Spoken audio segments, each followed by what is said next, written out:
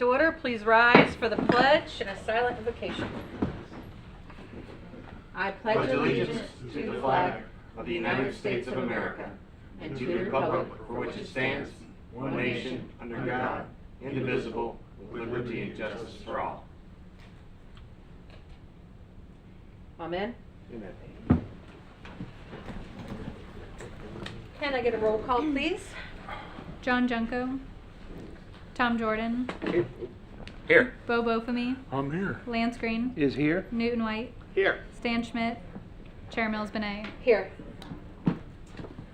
Okay, consideration of minutes from last meeting. Move to approve the minutes as presented. Second. Roll, please. Tom Jordan, Here. Bo Bofamy, Oh, Yes. sorry. Aye. Lance Green, Yes. Newton White, Yes. Chair Mills Benet. Yes. See what happens when you get a haircut? Yeah. Wow. All new Tom over there. We're going downhill already. We just started. Sorry about that. All right, case number 20-90000002, variance offsite signage, Chapter 15, Section 3B, 18 LDC, a variance from Chapter 15 of the Land Development Code to allow an offsite freestanding monument sign. Hi. Hi, and it still isn't correct.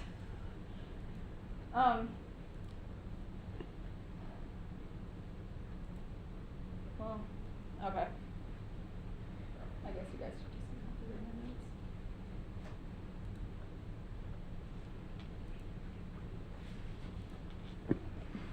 notes. Okay, Gwen Perney, planner. The subject property is located at the southeast corner of Williamson and Taylor, next to I-95, and that's the Advent property here. The property that the requested sign variance is for is the FPL substation property to the south. A little bit of background for the Advent property: it's just over 7 acres. It's been vacant for some time. It was a truck stop beforehand. There was some contaminants. Advent Health purchased the property, cleaned up the contaminants from the site, and then submitted a site plan for review in January. The site plan staff reviewed per the code, and it was able to meet all of the land development code regulations for the development, and then everything except for the offsite sign, basically. What led to the variance request for the offsite sign is the location of the offsite driveway. The Advent Health property is limited in access to basically a right in, right out, because of the distance requirements from the intersection of Taylor Road along Williamson, and then also the fact that there's a divided median here.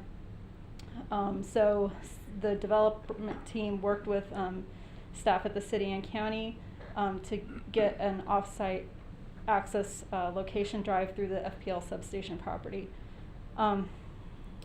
Basically, the full access down here will allow cars to, there will be a new stacking lane constructed here along Williamson to enter the site, and then it'll also allow for cars to travel back south on Williamson rather than to have unnecessary U-turns up at the Taylor Road intersection or on further down on Williamson. It'll allow easier access in and out of the site there. And basically the variance request for the off-site access, for the off-site sign, is to direct traffic to that main access driveway to get more efficient traffic flow there. And then this slide shows the overall site layout. The emergency room facility is located here closer to Taylor Road. There's a future 2-story medical office building that's planned on the south part of the site. And then the purple circle shows where that full access drive is located, which is also the main in and out, as we talked about. And then the emergency route for the ambulance will travel along the south part and then up the east side of the property away from the main parking area and go into the ambulance bay there. They'll still have a right-in only access drive here, and they're still planning on locating a monument sign here at the main or the right-in access drive, to the property on their site. But this will be mostly where if you've missed this turn for whatever reason, you still have that right in to come in here, so you don't have to do a U-turn.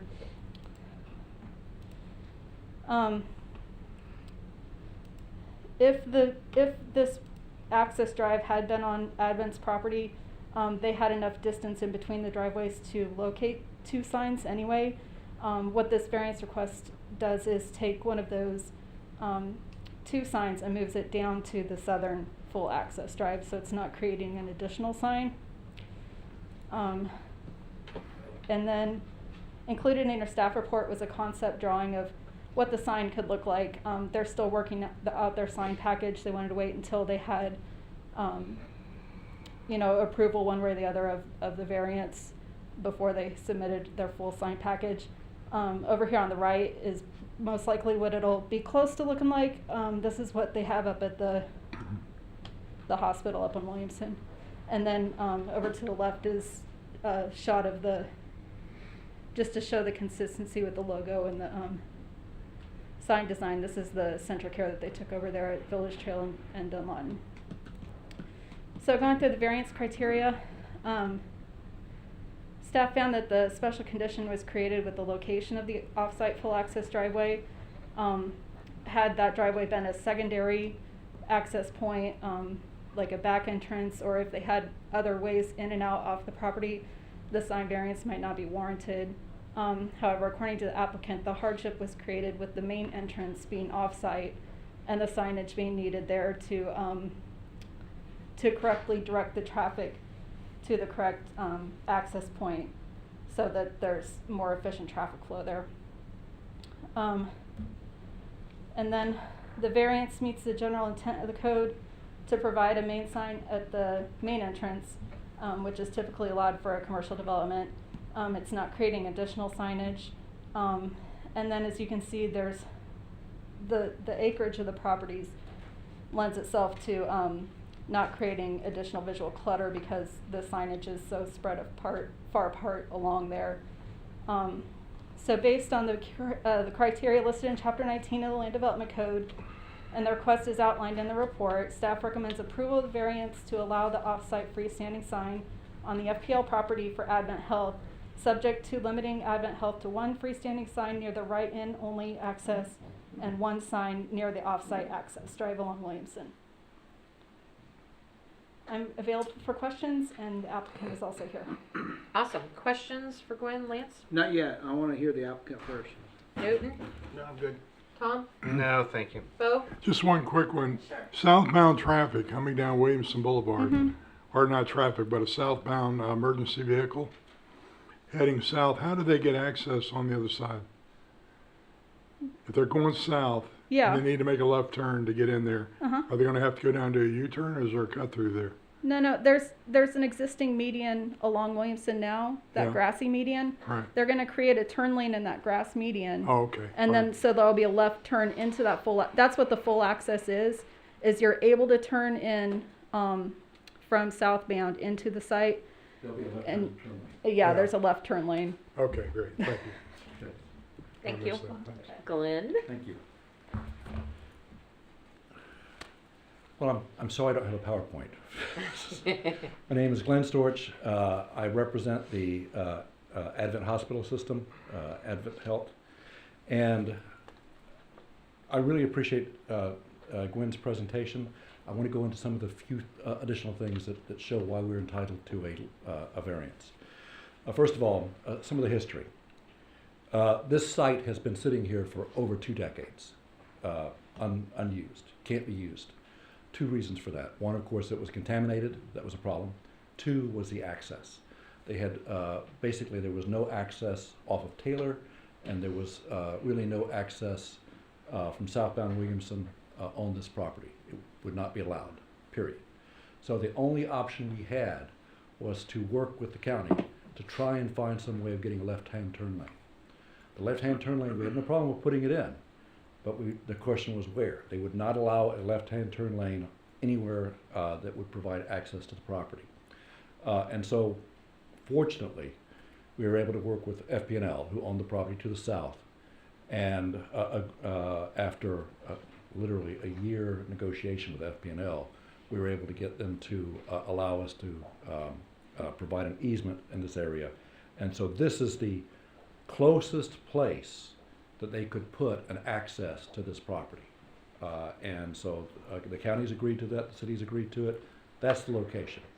So as a result, that's our main access. Now there's a need for an off-site signage at that access. And again, it's not just off-site signage at the access. Yes, you typically will need an off-site signage for an access for any commercial business. This is an emergency room. This is a hospital emergency room where people are looking for things fast. They're upset, they're concerned, they don't know what to do. And I will tell you, I've gone through this. We were in Vegas one time, out in the mountains. My brother thought he was having a heart attack. We were rushing to look for the hospital, couldn't find it because the signage wasn't there. Ultimately, we were able to get somebody, a cop to tell us where to go, but we couldn't find it because the sign wasn't there. And of course, my mother was frantic, as you can imagine. In this case, it's a simple matter. The variance criteria is met. The first criteria is special circumstances exist which are peculiar to the land structure and building involved and which are not applicable to other lands, built structures, and buildings in the same zoning district. This site is unique in that it does not allow access from the southbound traffic or from Taylor Road or from Interstate 95. So it has to have off-site access, and therefore it is a unique structure. It's special circumstances that exist. The second circumstances that exist is that this is an emergency room. That's very important in this particular case because we've got to have signage where people can see where they're going to turn into. Secondly, the special circumstances and conditions are not the result of the actions of the applicant. Staff has agreed this is not the result of the actions of the applicant. Anybody who built on this site would be required to have off-site signage in order to do this, but especially a hospital. C, the literal interpretation and enforcement of the development code regulations would deprive the applicant of the rights commonly enjoyed by other properties in the same zoning district under the terms of the development code and will work unnecessary and undue hardship on the applicant. If you did not allow a sign at the entrance to the main entrance to this facility, that would be a tremendous hardship, not just to the applicant, but also, of course, to the citizens who will be using this, because most people who utilize this emergency room will be coming either from Taylor Road or from north of this area. There's really only a few, there's probably a smaller percentage, much smaller percentage according to our traffic indications, that will be using it from the south. The variance, if granted, is the minimum necessary variance necessary to make possible the reasonable use of the land, property, and building. Again, we're asking for one sign. And as your staff has indicated, we had the right to two signs, just not at this location. We're moving it further south, so it's at the access itself.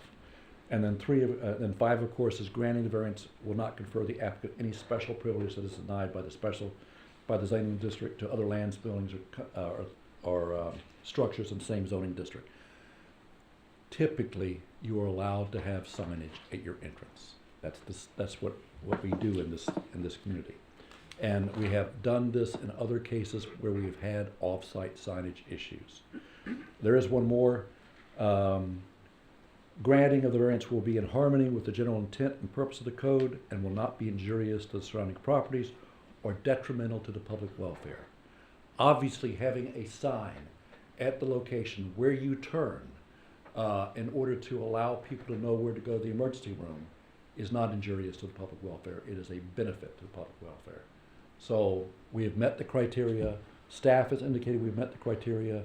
The recommendation of the staff is to grant this variance, and that's what we're requesting. Awesome. Questions for Glenn, Lance? Well, no, I mean, again, Glenn, I agree with you in most things, but the reality is that this variance and this sign is really only needed if you're going southbound. Okay, because if you're coming northbound, you've got an entrance, you've got two entrances into this site. No, we have one entrance. Well, going northbound, you're right. We have an entrance. Okay. Well, we'll have an entrance here, but even even going northbound, if I didn't have signage on this location, people wouldn't know that's the entrance, because it may look like you're going into the FP&L site. Understood. Okay. But you still have a sign going northbound. We would Okay, have you a sign. You have the big sign at the more northerly entrance, and this is this southerly entrance. And here's what all I'm saying is this: I don't want to oversign the site. No. I understand, you know, what you need and what you need for identification, but I don't want to oversign this site either. Correct. Okay, and this is what we do a lot. Right. And I'm okay with having a sign, and I want to make sure that it's landscaped correctly, because we've gone out there, we've completely torn down all the landscaping out front of FP&L now. We've already flattened it, so now we have no choice but to revamp it. But I just don't want to oversign this site. No. Okay?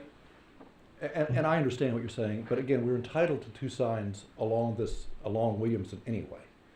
Why don't we put it at the right location, where people coming from the north, or from the east, or from the west on Taylor will be able to find it? Well, I wondered how this was going to go about, and I knew this was coming to us eventually, Yeah. just because of your location. And, Right. and, It's and, the, been only, and the difficult. hardship that I do agree with is the access into the site, because of the medians or the curb cuts, et cetera, Right. and being the proximity to the red light. That's one of the main things. Obviously, is going to be traffic and those things, and the proximity to the red light. So I'm okay with the access point, like I said, but again, I don't want two huge signs, you know, in the same northbound lane. Well, these aren't going to be huge signs, and my understanding from Tim is that this will have a different size than the other one. Okay. So. You That's don't want a all Waffle House sign, is that what you're telling us? Again, I didn't want to mention any names. But we knew. Or a certain secondhand goods store. You good, Lance? Yep, thank Again, my major concern is citizens who are trying to find that entrance, where that entrance In a is. stress situation. In a stressful situation. They're already having to get to the left turn lane. And is there a landscape plan associated with this signage out here in this road? I'm sure there will be, absolutely. Okay. I'm Newton? good, thank you. Southbound on Williamson, Mhm. where the turn lane is going to be. Coming southbound with the median and the traffic and stuff, finding this entrance, it's probably more of a question for staff, and that's a Williamson's County road. Yes. So it's probably up to the county if there's a sign in the median for the left-hand turn for the hospital. Yeah. Municipal sign. They will not allow us to have a sign in the median. We've actually looked at that idea. I'm just wondering, I mean, that's my only question, and it's really more for staff, if if the county would put, you know, one of the blue information signs with an arrow. Yeah. Because coming southbound would, It won't be in the median. It is possible we can get somewhere Somewhere. else. On the But right side of the right of way. yeah, exactly. Right. That's a possibility. But we will not be able to get it in the median, I don't think. yeah, this idea, it beats a U-turn. It beats, you know, And I should tell you that the left turn lane will be sufficient to stack several cars at yeah, least. I mean, So that's the nice thing too. You good? I am good. Tom? Yeah, I'm not happy with this whole proposal, but I'm not happy with where the hospital is. I'm not happy with what they did to the trees. I just think it's a horrible place to put this, and the traffic that it generates. I think the left turn coming southbound is going to be horrific. We have so many problems anywhere else in this town. And I'm not happy with what they've done with the entrance there. The visibility of the tower now is, we have enough problems with towers here in this town. People are not happy with that. I get you got to have signs. I think you could put them just on the property itself, but I understand what your variance request is, and we knew it was coming just by the design. And I will tell you, to answer your other, and hopefully this, I mean, we've met the criteria of the variance. But I will tell you, regarding your other concerns, I'm hoping that when this is done, you'll see landscaping that will help you feel much better about the project. No, I think what's going to happen is what I've seen in their other properties is they'll do the bare minimum. I don't think they're a good corporate citizen in the community at all, anywhere. I sit on the board of the one in New Smyrna. They've actually been a really good corporate citizen. And so that's all I can tell you. That's all I'm going to say. That's all I can say. I think we're gonna get a poor product as far as what it looks like. I will tell you that I'll continue to work with them and with the city to make sure that's not the case. Well, I mean, they're gonna put in what's required. I get that. I'm not, I think we need to do better with that, but they'll put in what's required. Okay. Good. We're gonna work I'm harder. good. We're gonna work harder because of that, what you're telling me. Bo? Well, the property is what it is. I mean, it's gone. It's out of the cage. But I agree with you 100%. I think there should be a sign right there. And in stressful situations, a wife taking a husband or a child, to the hospital, without a sign there, it'd be very easy for them to, go by the entrance. I think that should be the larger of the two signs, but that's Well, up that's to- something we'll work with staff on. Yeah, that's just my opinion. But I do have a question about the Florida Power and Light property, future development. Sure. What is the status of that? I mean, what would that property be available for in the future? Nothing. Nothing. They have They'll no never plans redevelop. on that site, on that property whatsoever. They're using it for a Substation? substation site, and that's Uh-huh. all. And in fact, their major concern on even having the access was how will this affect the substation? Right. Because, I mean, and there's there's height issues we had to deal with as far as the signage for them, because they saw potential conflict. So there's a lot of plates to balance here to make this work. And again, I've been around here for 40 years, and that site has been a pariah from day one.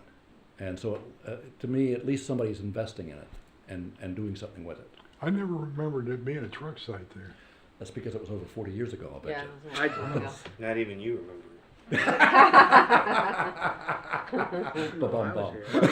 I can hear you. Are you good? Nothing out there. Yeah, I think I'm good. Yeah, I'm good. Thank you. Appreciate it. So my only question was, same as Lance, was the landscaping, because I didn't see anything that had anything to do with landscaping. I just would like to make sure it looks nice. And I will ask steps. Landscaping is going to be required, is that correct? That's what I thought. I figured it Yeah. would be, but I just didn't know what that would look like, so wanted to make sure. But yeah, I think landscaping, I hate that you can see the substation now. It was so covered before, but I mean, it is what it is, so just make it look pretty. Well, we have an area and an easement in which we can work with, and so we will work with that area. Perfect. Okay, Awesome. Thank you very much. thank you. Any comments? I have a question for Gwen, if I could, on Sure. that. So on the landscaping, on that particular parcel, since it is not Advent's property, who's responsible for landscaping, and how do we require landscaping be done on that At the parcel? substation, you mean? Yeah, on the actual entrance. Well, I think you're property. seeing the substation now because where the area was that they had to clear for the driveway, that Mhm. was where the trees were. Well, no, There wasn't I guess anything I'm behind referring it. more to the actual entrance, the Yeah. roadway in and out. There'll be a sign there, and who's responsible for the landscaping along that particular entrance road? Well, it's FPL's property. Yeah, but the entrance road will be, is part of our easement. All the landscaping that goes in there we'll be responsible for, and we'll be responsible for maintaining it. Is that correct? Yes. Okay, thanks. Okay. Anything else for staff? Lance, Yes. before we open it to the public? All right, so again, I'm just gonna go back to, I don't wanna put too much signage on a site. And that's what we do. So is there a maximum square footage to this one? Is there a maximum square footage to the second one? Yes, they have a maximum. FPL, I think, is limited. It's gonna be a smaller sign on the FPL site. I think they're limited to 32 square feet. But it just depends on what they do with the Advent site. If they wanna add that medical complex to their sign, it could be a larger sign. But 48 square feet is the standard freestanding sign size. But we're allowing them to put the same size sign on two entrances? No, the FPL sign will be a little bit smaller. I think they're limited to 32 square feet. And that's with the other building that, right? I mean, we're talking Yeah, about that's like total for the complex. total for the FPL sign, the sign on the offsite variance Right, sign. but Advent's site, if you will. They're gonna put another building, we're gonna have a sign for that building and the emergency room and all that on No. one and same on the other? No, they're gonna have a sign at their entrance on their property, one sign there, and then one sign on the off-site sign. Okay, Just the 2 signs total, okay. if the variance is approved. And do we have a criteria of what the landscaping has to be for this? It's based on the Is it square footage of preset? the sign, It's what? based on the square footage of the sign. And same with this road? What about this road? And how does this road play into it? Well, Do we have a landscaping plan for the road? there's a landscaping plan for the site plan, and the driveway was part of the site plan. It is? Okay. What property does the tower sit on? Does It's FPL property. Yeah. The cell phone tower sits on Advent's property. It is. No.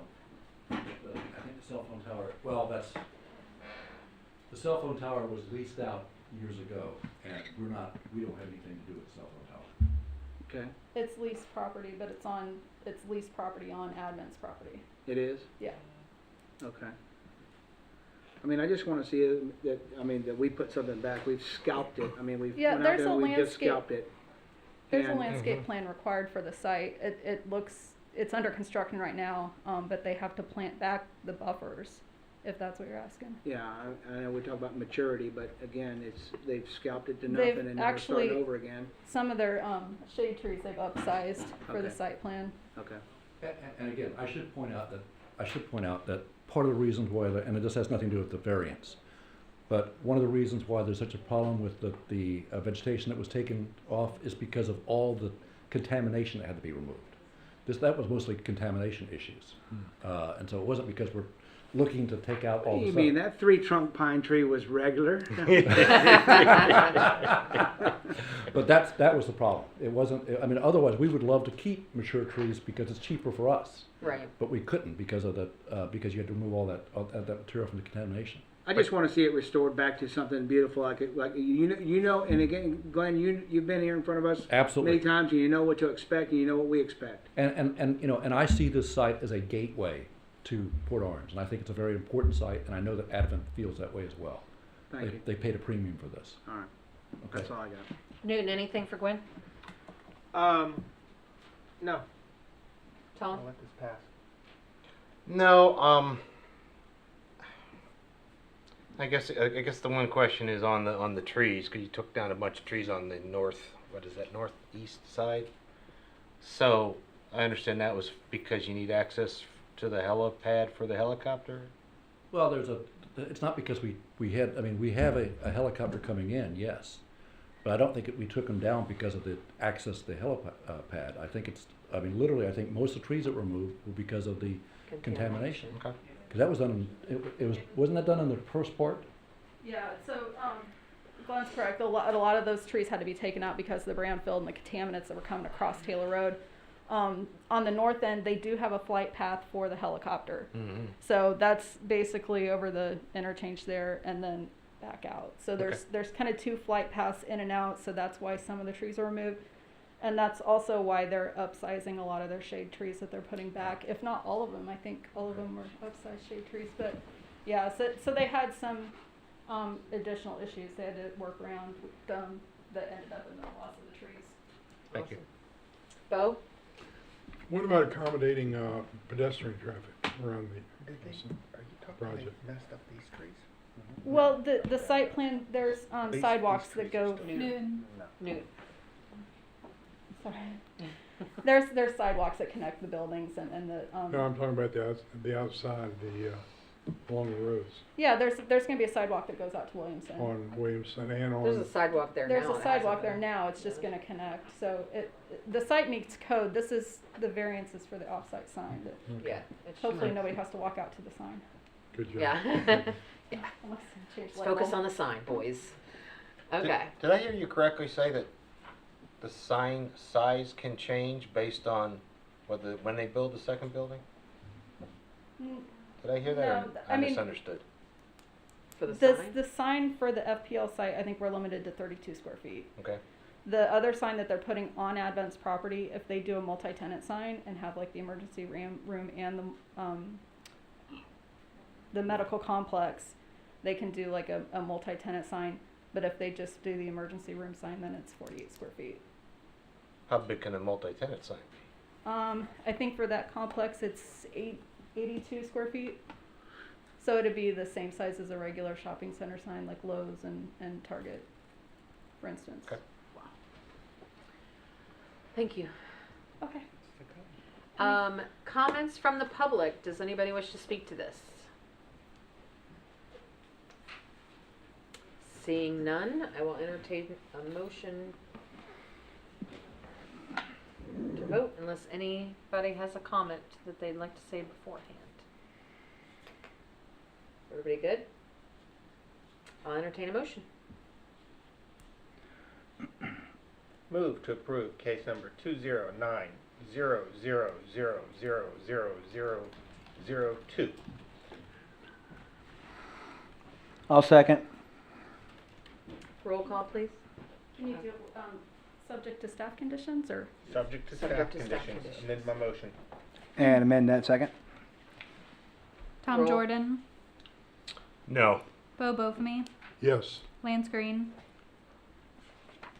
Yes. Newton White, Yes. Chair Mills Benet. Yes.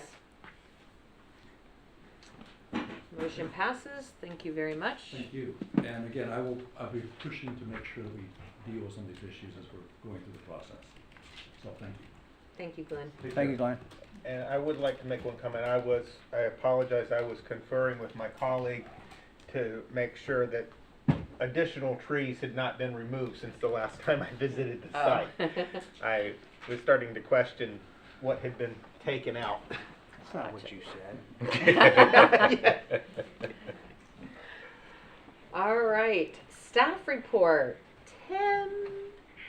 I thought this was going to be the quickest meeting in history, too. Commissioner's comment. Oh, commissioner's comments.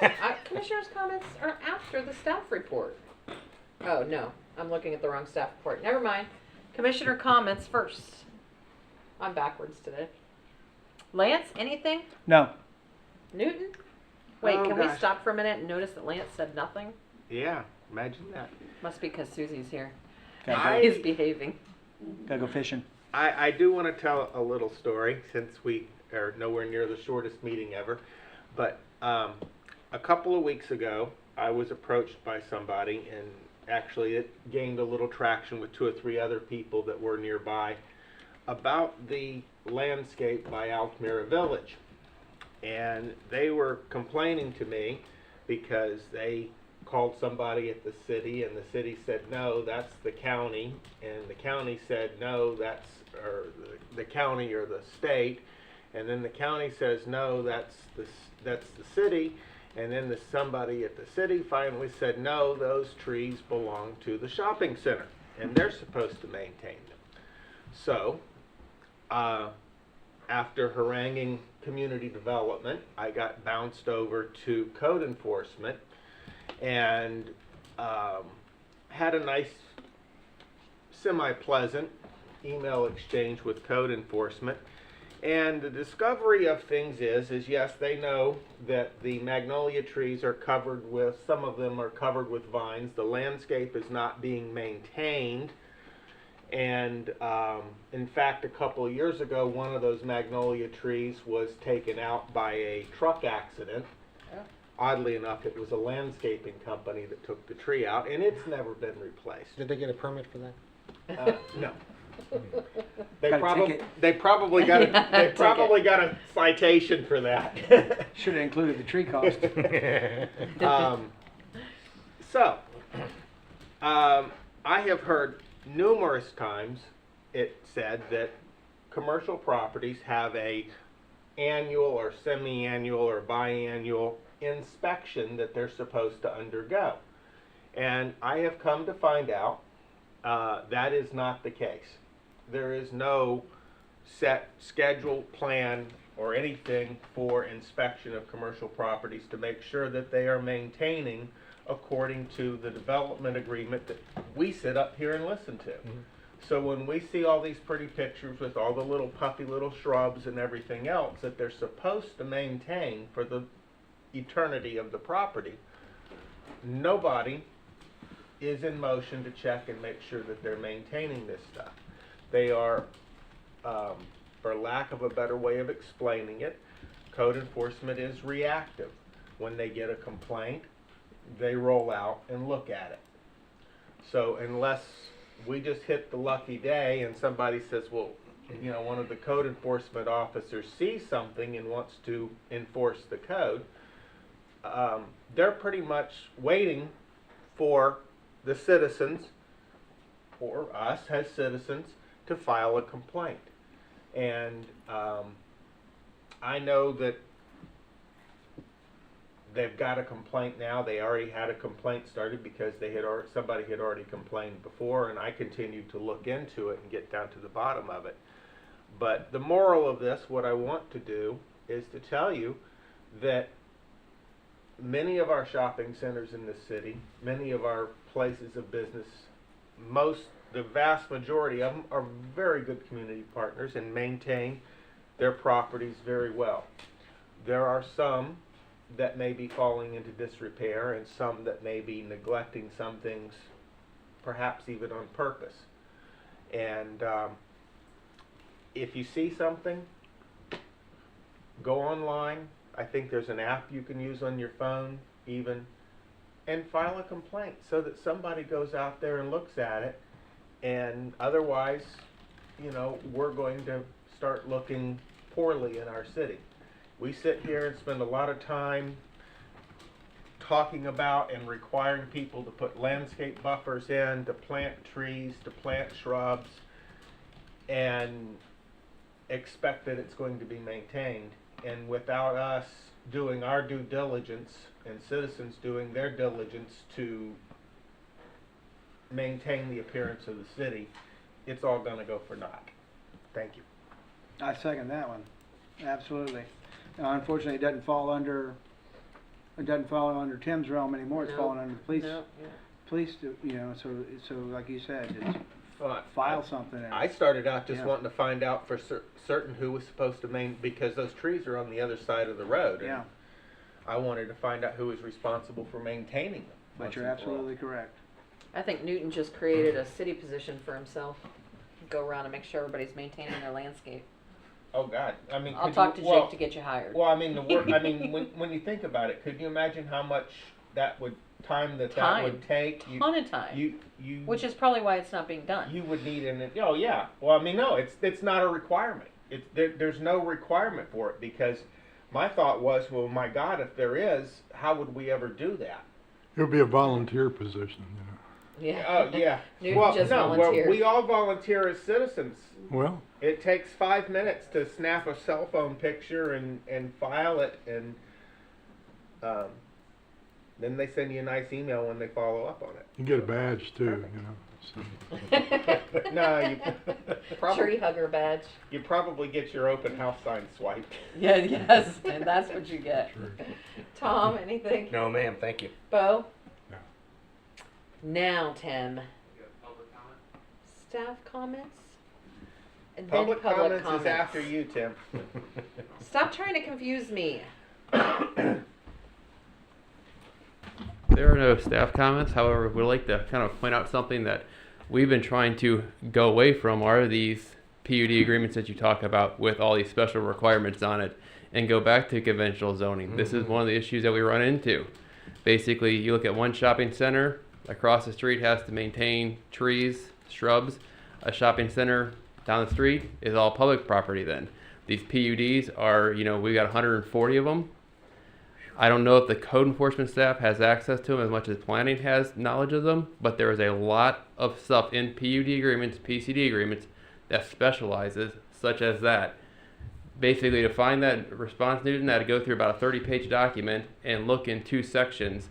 And the only reason I really knew about that is because I was the one that reviewed and wrote the staff report on it. Could imagine someone who comes in here 10 years from now without any experience knowing where to look at it.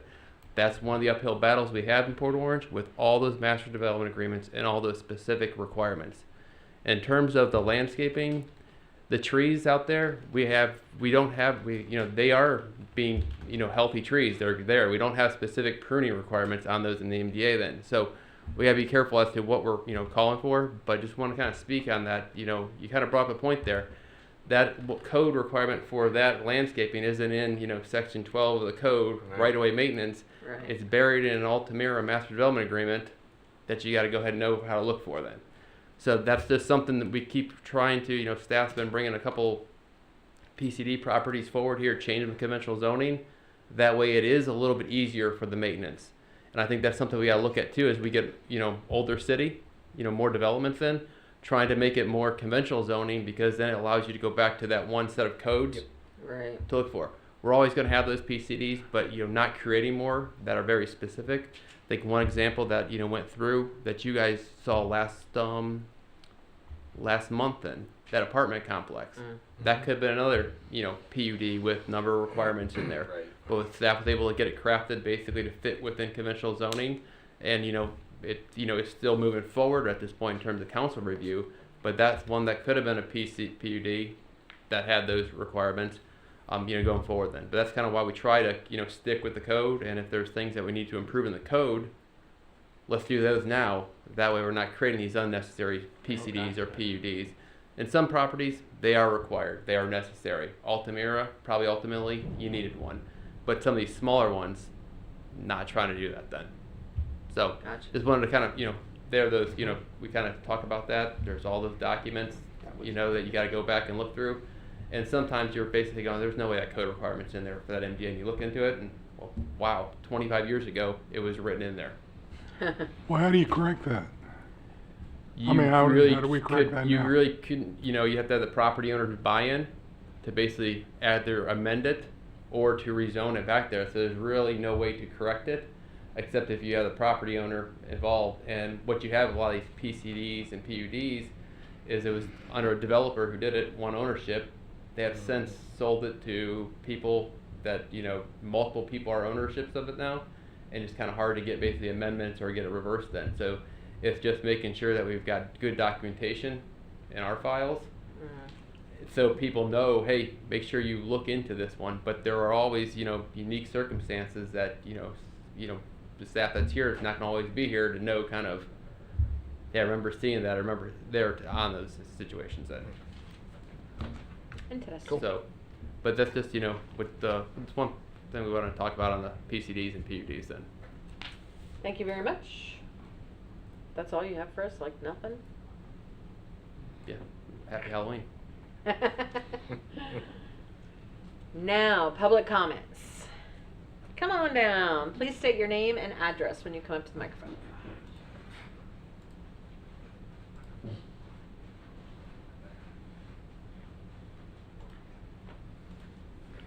Good evening. My name is Lorraine Becker, and I represent my community at 865 Christie Drive. Today, I am here to discuss concerns my neighbors and myself have with the Madeline Commons project. This is at the intersection of Madeline and Old McDonald Road. The proposed project has 63 single-family homes going in, as well as 200 townhouses, slated to be built on the 34 acres. This project is behind Sugar Mill Elementary School. It's the Sugar Mill community that we all have come to love. Botanical Gardens, near the Riverwalk project. The townhomes have an entrance on 5th Street, and they will also have an entrance on Madeline. Madeline at one time was slated to go all the way through to Ridgewood. Thank goodness that didn't happen. All right, let me see. I've been a resident of Port Orange for 35 years at 865 Christie Drive across the street. I feel our neighborhood is being encroached by developers trying to change the consistency and uniformity of our quiet community. While the arrival of single-family homes is welcome because it does fit into the neighborhood, the 200 townhomes is too much of an impact on the 25-mile-per-hour school and 15-mile-per-hour school zone surrounding this community. Sugar Mill Elementary is already overcrowded with 600 students overflowing into the portables. With approximately 1,200 new residents moving in with this project, it will be a significant impact. These six-pack townhomes will bring too much population density, traffic, and most likely crime to a quiet, single-home residential community. I ask that you reconsider the construction of the 200 townhomes with the developers when they come forward with a proposal, and keep our neighborhood consistent with single-family homes. This project does not fit into the framework of our community. These are environmentally sensitive lands. They have been there for hundreds of years, these 34 acres. Used to be the old McDonald's slaughterhouse, for those of you that might remember that. It was a I do. cows on Used to Saul's count it Road. there. It was beautiful, community. Harbor Village moved in, which is fine. It was a wonderfully planned community, as well as Bryan Cave, Country Walk, Sugar Forest. My area is not a development. I live off of one of the side streets.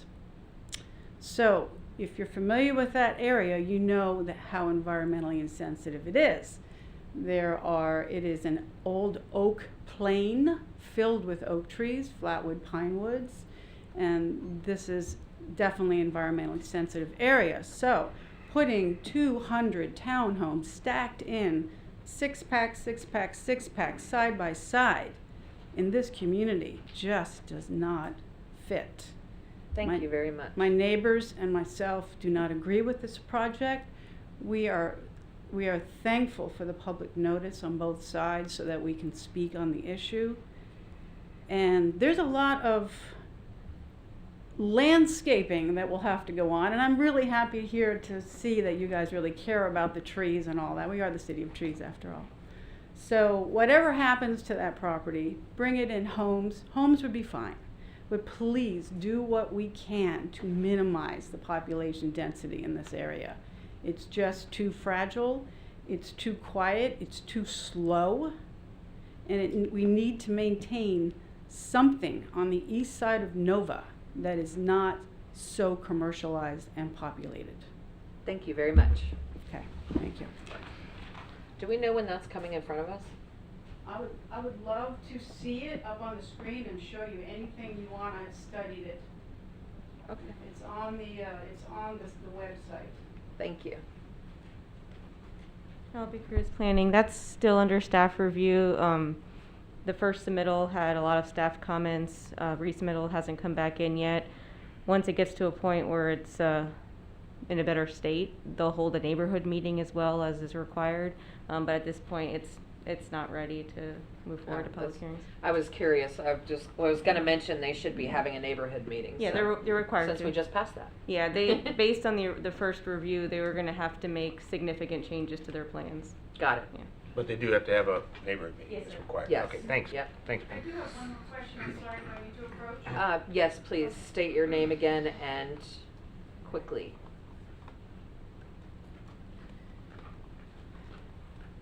Lorraine Becker regarding the Madeline Commons project. I have written my zone commissioner, Marilyn Ford, the mayor, and several other commissioners.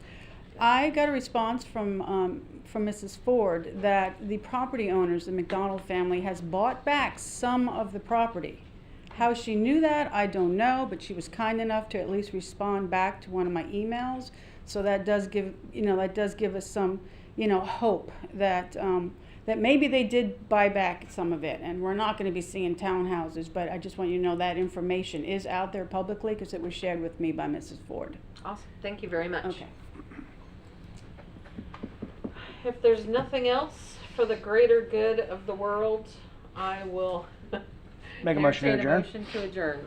Thank you, Lance. So moved. Second.